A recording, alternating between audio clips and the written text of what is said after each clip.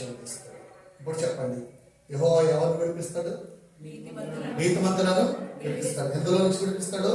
శ్రమలో నుంచి. ఒకటి, శ్రమలో నుండి విడిపిస్తాడు. అలాగనే రెండోది, వారు ప్రార్థన చేసినప్పుడు దేవుడు విడిపిస్తాడు. శత్రువుల చేతిలో నుండి విడిపిస్తాడు.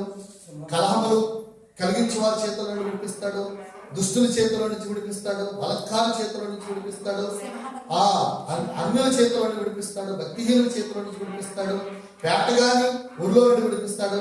సింహముల నోట నుండి విడిపిస్తాడు.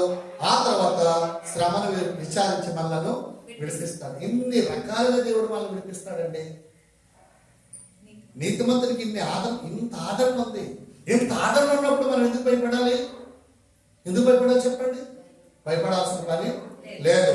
మనం నీతిమంతులుగానే ఉందాం. దేవుడు వీటన్నిటిలో నుంచి మనల్ని విడిపించుగాక.